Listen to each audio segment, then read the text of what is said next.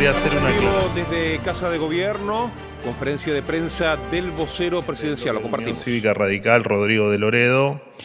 El gobierno tomó el compromiso de no avanzar ni en la modificación, ni en el cierre, ni de absolutamente nada en relación al Banco Nacional de Datos Genéticos. Tomamos el compromiso de aclararlo públicamente, así que como se han generado algunas dudas con respecto a esto en las últimas horas, bueno, ratificar que no está en los planes del gobierno tomar ninguna medida ni ninguna modificación y que el Banco Nacional de Datos Genéticos seguirá funcionando tal como lo viene haciendo hasta ahora.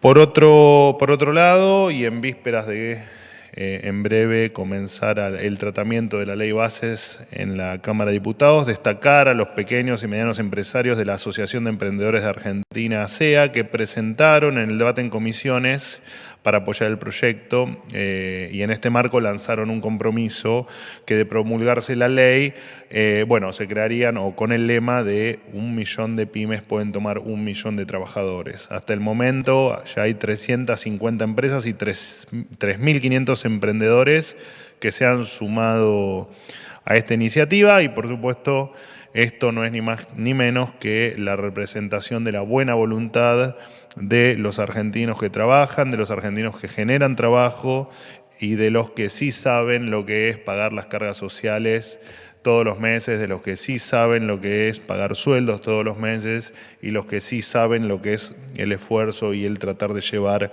un emprendimiento, una empresa o cualquier otra cuestión que haga al crecimiento, a generar empleo y hacer de este un país mucho mejor del que conocemos. En otro orden de cosas, y con esto termino, destacar un hecho judicial que no es de ahora, tiene varios días, pero ha tomado conocimiento en los últimos días, perdón la redundancia, en la provincia de Chaco, y que no deja de causar estupor. El rector de la Universidad Nacional del Chaco Austral, cercano aparentemente a la política, fue procesado por corrupción y fraude en la administración pública. En la causa, la justicia señaló el presunto desvío de fondos de la Casa de Estudios hacia fundaciones y empresas que estaban a cargo de familiares y allegados. También fueron procesados en esta misma causa otros 17 empresarios, directivos y empleados de la universidad, todos vinculados a una supuesta red criminal. Estas son las denuncias, que por supuesto son hechos presuntos, pero son las denuncias que efectivamente nos motivan cada vez más a impulsar auditorías en las universidades, porque precisamente sabemos que no todas las universidades son iguales, que no todos los rectores son iguales, y está claro que las auditorías son también para mostrar quienes honran su labor trabajando de manera transparente y por supuesto también para mostrar quienes no lo hacen. Dicho esto, me abro a preguntas para quien quiera preguntar. Jaime, buen día, ¿cómo estás? Hola, buen día, ¿qué tal? Jaime Rosenberg, Diario de la Nación. Vinculado con este último tema, el tema de las universidades, trascendió que habrá una reunión de la ministra Sandra Petovelo y el secretario Torrendel con el rector de la UBA, Ricardo Helpi. Quería, consultarte qué se espera de esa reunión, hasta dónde está dispuesto a llegar el gobierno y si es una señal que la propia ministra tome cartas o participación en la reunión, una muestra de la importancia que le asigna el gobierno a esta reunión. Y ya que hablaste de las auditorías, no sé si podrías explicar el hecho de que el gobierno impulse auditorías, tomando en cuenta que las entidades que tienen que hacer las auditorías es la Auditoría General de la Nación y en todo caso la SIGEN, no el gobierno nacional. Gracias. Bueno, por eso es que aclaro siempre que estamos evaluando diferentes alternativas que nos permitan impulsar efectivamente esas auditorías, recordando también que la AGN, la Auditoría General de la Nación, la última auditoría que hizo fue en el año 2018, entonces queremos efectivamente que se vuelva un método un poco más constante y cotidiano, ¿no? Que auditar una sola facultad en el periodo o en el último periodo de 6 años. Con respecto a la reunión es una reunión que estaba en agenda, que no se dio antes por cuestiones precisamente de tiempos. La reunión la va a presidir Torrendel, el secretario de Educación. Entiendo que la ministra va efectivamente a participar porque creo que se iba a acercar a saludar al rector de la UBA, pero no porque la reunión sea con la ministra. La reunión es efectivamente con gente de educación, en este caso con el secretario Torrendel y parte de su equipo, pero no era una reunión pactada como la ministra como principal anfitriona. Así que los resultados de la reunión se los daré después de que ocurra, pero es buena tu pregunta para aclarar que esta era una reunión que de hecho había sido reprogramada, creo que ahora no recuerdo, pero creo que en 2 oportunidades. No es que se da en el contexto de la marcha de la semana pasada, ni mucho menos. ¿Qué tal, vocero? Pedro Lacur para el diario AR. Mi consulta es la siguiente. Ayer el presidente volvió a hacer alarde del recorte en la obra pública en su camino hacia el déficit cero, ¿no? Sin embargo, la semana pasada nos conocimos la noticia de que el ministro Francos acordó con el gobierno provincial de Misiones un desembolso de fondos para la obra pública a cambio del acompañamiento de los diputados misioneros a la aprobación de la ley bases y del paquete fiscal en el Congreso. ¿Qué diferencia hay entre eso y lo que hacían gobiernos anteriores con la práctica del látigo de la chequera, por un lado, y por otro lado, si no creen que esto puede generar una andanada de reclamos por parte de otras provincias, ¿no?, que tienen la obra pública parada? Gracias. La primera vez, ¿no?, que te veo en la sala, no te veo cara de los habituales. Bueno, bienvenido, espero verte más seguido. A ver, en tal caso los desembolsos de fondos que puedan ocurrir revisten carácter, digamos, político, no látigo y billetera, sino alguna razón que excede al látigo y la billetera, porque nosotros no tomamos esa postura. Y en tal caso lo que se pudo interpretar desde aquella famosa conferencia de prensa de Caputo, del ministro Caputo, donde hablaba de, señores, si la ley no ve la luz, indefectiblemente vamos a tener que seguir ajustando las partidas provinciales. Tampoco era látigo billetera, era simplemente una descripción de los hechos, no la misma descripción, digamos, que te podría hacer yo. Y así que de ninguna manera los desembolsos están relacionados con el toma y daca de votos. De hecho, lo aclaré yo y lo aclaró incluso creo que el propio presidente, no en las últimas entrevistas, pero lo ha aclarado en la discusión anterior de la ley bases, porque nosotros no somos así, no hacemos esas cosas porque son prácticas de la vieja política. Así que en tal caso, los desembolsos, de los cuales no tengo el detalle, como para hablarlo en número fino y en cuestiones un poco más puntuales o puntillosa, o de manera más puntillosa, nada tiene que ver con el apoyo no a la ley bases, ni a la ley bases ni a ninguna otra ley. ¿Cómo andas? ¿Cómo estás, Manuel? Juan Pablo Peralta para Concierto del Litoral y Fénix Buenos Aires. Quería consultarte con respecto a la cuestión que por ahí la gente, los legos, no entendemos mucho del tema superávit que defendió el presidente Milei en su cadena nacional y luego cuestionó ahora la ex vicepresidenta y presidenta. Habló de esto de te puede haber votado el 60%, pero después si la gente se caga de hambre dijo de qué sirve. Y ahí se metió con el superávit. ¿De dónde, dijo, hermano, tenés superávit si eso no tiene sustento, si es más lo que se debe que lo que... Si lo podías explicar un poco, a ver cómo se puede clarificar el tema. Lo que dijo la ex vicepresidenta de la Nación. En línea con la explicación general de lo que es el superávit para entenderlo. Sí. Bueno, a ver, ¿qué quiso decir la ex vicepresidente? La verdad es que no lo sé. Te voy a tratar de explicar, o de comentar, no de explicar, de comentar qué es lo que creo que quiso decir. Indefectiblemente, el kirchnerismo ha hecho de la emisión monetaria y el déficit fiscal casi una religión, ¿no? Incluso parte del equipo técnico del kirchnerismo ha dicho en más de una oportunidad que efectivamente el déficit fiscal te ayudaba te ayudaba a crecer. Y hasta era necesario para el crecimiento. Y lo cierto es que a veces uno no puede creer cómo personajes que fueron responsables de la decadencia argentina, personajes que fueron responsables del 50% de pobres, que fueron responsables de más de una década sin crear empleo, de una década y media sin que se creen empresas de punta a punta, digo, y de haberlo destruido todo, digamos, cómo disocian la frase que vos usaste, que no la voy a repetir, pero que fue tal cual porque la escuché, esta vez no te tengo que decir confío en vos, efectivamente la escuché, digo, ¿cómo puede disociar lo mal que lo está pasando a la gente con 20 años de existencia de ellos en el poder? Suena extraño, ¿no? El poder de disociación que tienen de un hecho que es la causa con el otro que es la consecuencia de haber hecho todo mal. Y dentro de ese déficit es increíble donde ellos efectivamente cuestionan dos cosas, ¿no? Uno es la inflación y otro es el endeudamiento.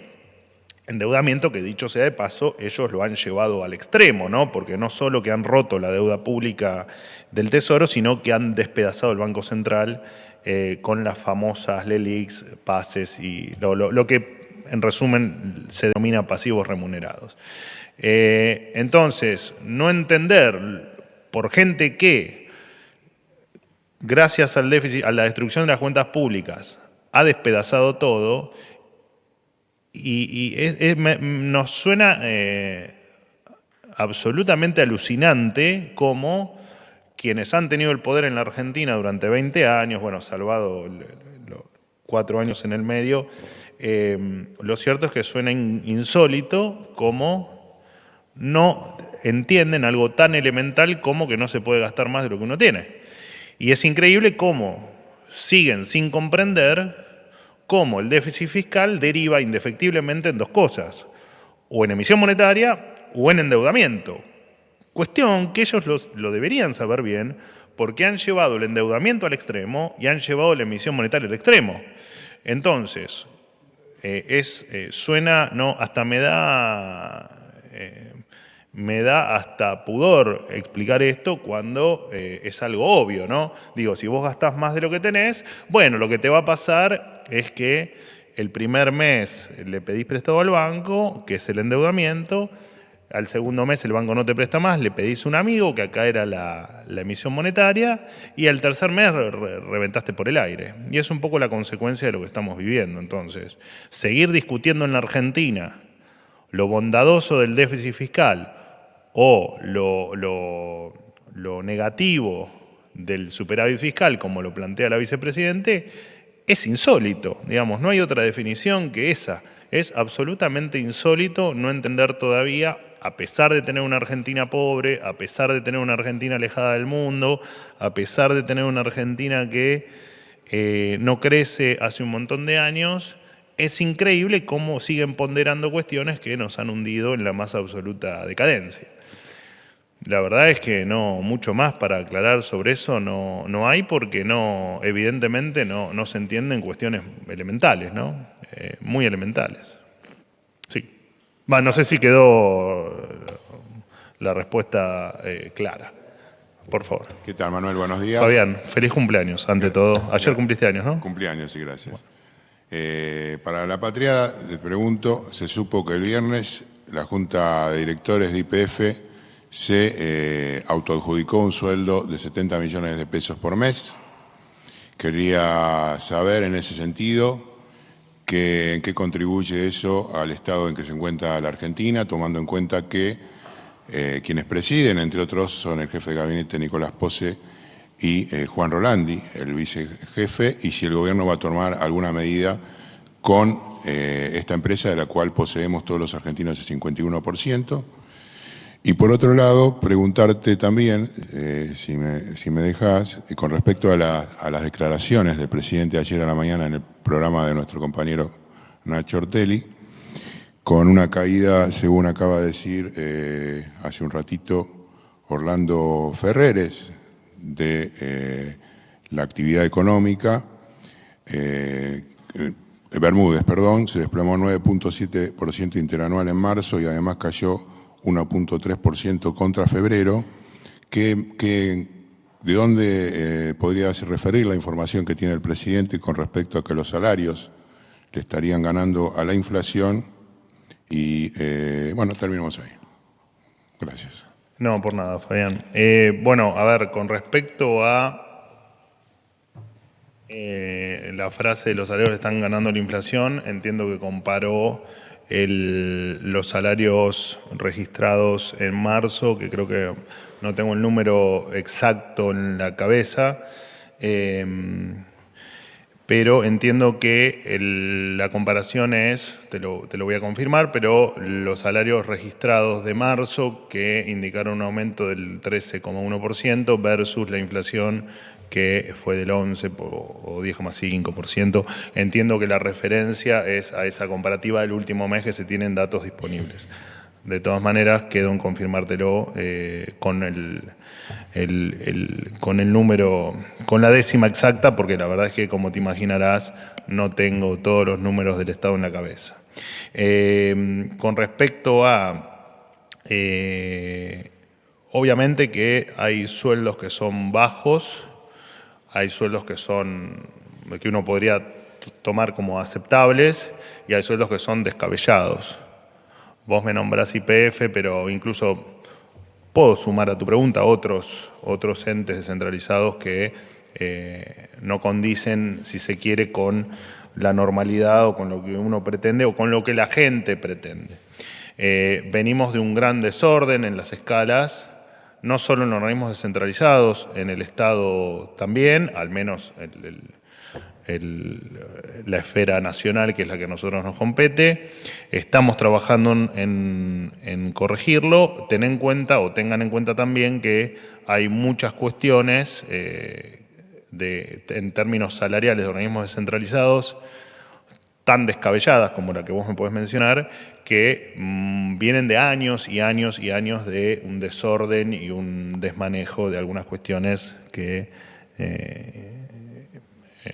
incluso es indignante, digamos, ¿no? para muchos argentinos. Así que efectivamente se va a trabajar en eso y se va a tratar de corregir, ya te digo, no solo estas cuestiones delirantes, sino también cuestiones que son delirantes por lo bajo, ¿no?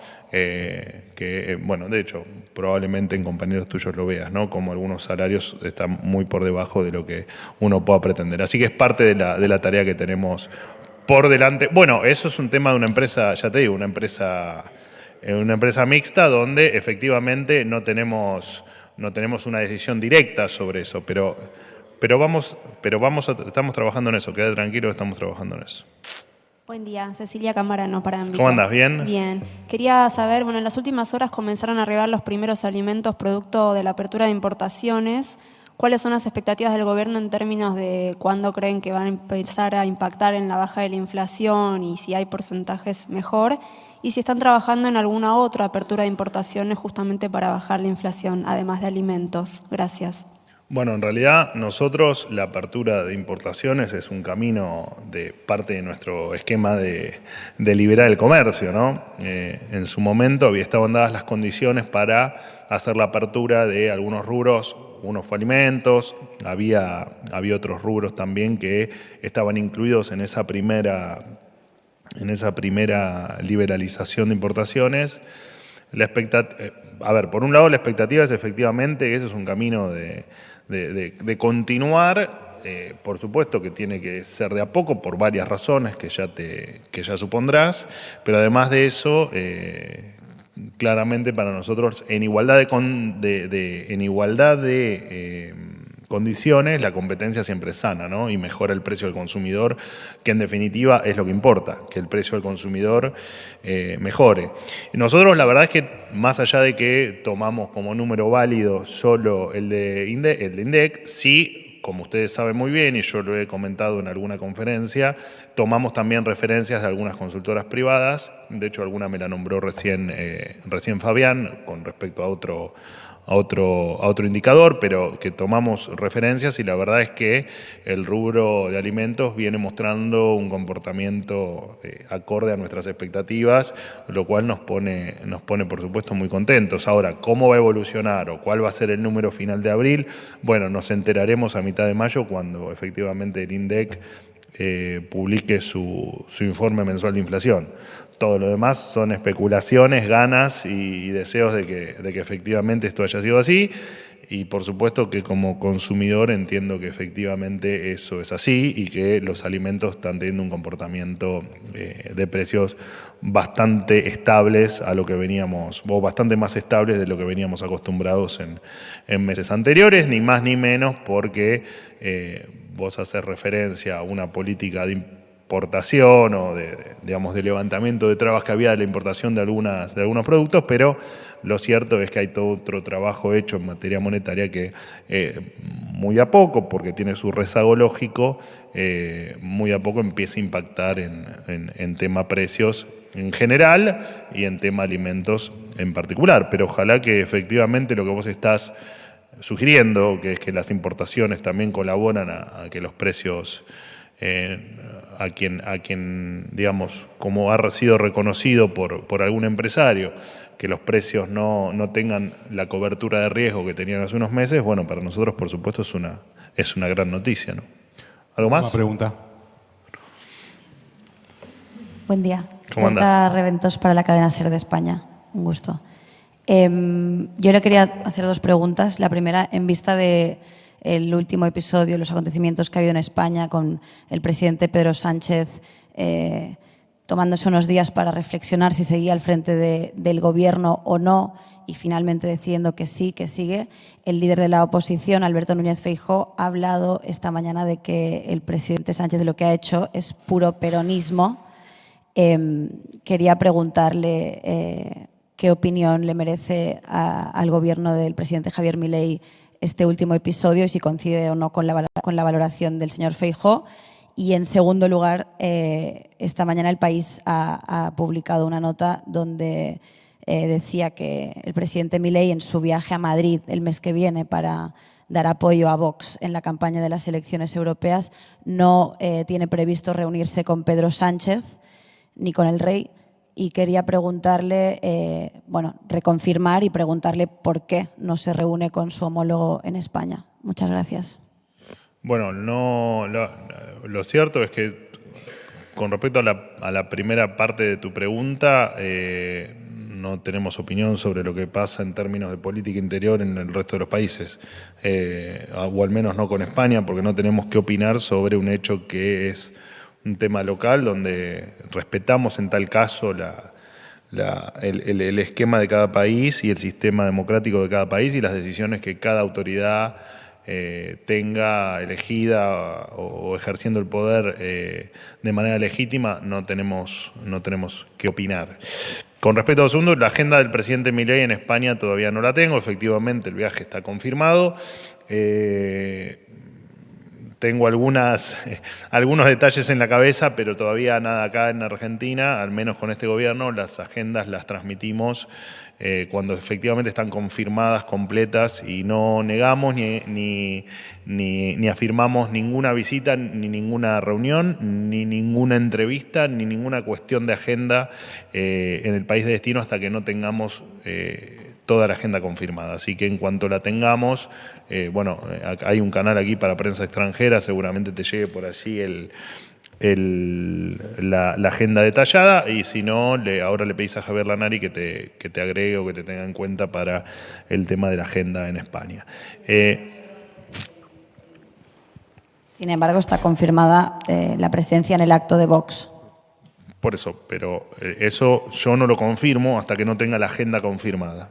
Porque recién cuando tenga la agenda confirmada, y por supuesto el ok del presidente de la Nación, yo no confirmo agenda. O sea que no te voy a poder confirmar ni desmentir que vaya a la visita de Vox. Probablemente lo haga, pero no te lo puedo confirmar porque no tengo los elementos todavía como para confirmártelo. Cuando lo tenga y sea oficial, se los voy a comunicar. ¿Algo más? Gracias.